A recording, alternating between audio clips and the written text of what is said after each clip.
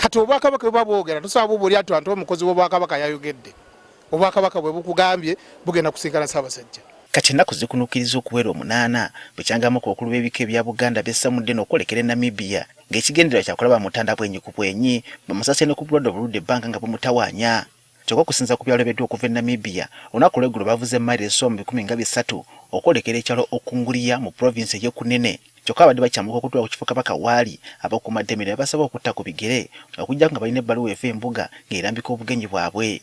Kati nga ayogerako eri abaami b'amagombola basinkanidde ku kisimbe kimuganzirwaza olunaku olwaleero, Katikkiro wa Buganda Charles Peter Mayiga akikkattiza nti bwe kiva e Namibia akiwuliza era nga Kabaka alamula Obuganda ng'asinziira eyo. Ssaabasajja Kabaka gy'ali e Namibia alamula Obuganda era muwuliza lunye ekirungi ndoza nammwe mwawewuliriddeko ng'abeebaza emirimu. Ono ababudde nti Kabaka emirimu gyabwe agisiimira ddala kale nga tebagwa na kwazika amatwero bayise bannakigwanyize abayinza okubapokera ebigambo ng'amakulu kuba bajja kumulama kwa kuweereza Kabaka waabwe. Towabudde bintu bitali mu makulu. Ekyamazima Katikkiro omulabi olwaleero akubuulidde ebikwata Kabaka.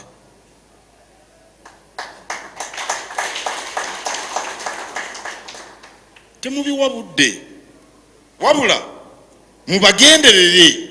Era afumbudde okufuula obulwadde bwa Kabaka ekyokuzanyisa naddala mu byobufuzi. Katikkiro agambye nti batunuulira n'obwegendereza kyokka bwe kiba kisoboka babanukula mu mpisa za Buganda ennungi. Abo abeefuula okwagala Kabaka okusinga n'ab'omusaayi gwe wali okirabyeko ekyo. Omwana wa Kabaka akugamba ekintu gwe n'otuulaawo n'olya gonja n'oseereza. Katikkiro akugambye ekintu minisita wuuno abeera ayogera buli lunaku Kabaka yamuwa. Mukuumaddamula agambye nti byonna ebigenda mu maaso tayiguse ettama newankubadde okutekema Kavana yakimanya nti byakola byonna Mukama we abigoberera. Nze neddira mutima ffe tuli balunnyanja bw'oba wanga oyagala omuntu asiba lo abamuntu bw'oba onoonya eyasiba lo noonya wa mutima. Mu ngeri emu Katikkiro alabudde ab'amagombola obutagatta nsonga za Bwakabaka mu byabufuzi ebyawulayawula mu bantu wabula abanirize buli omu ajja gye bali awatali kusosola.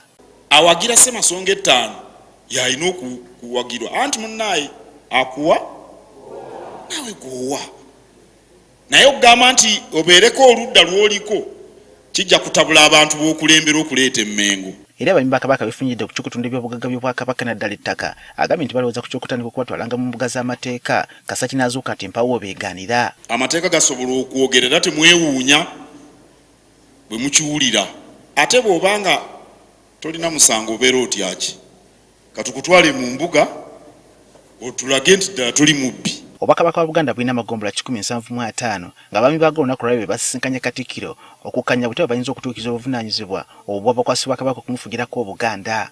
Samuel Sebuliba agaffe ku Spark TV. Omukumenga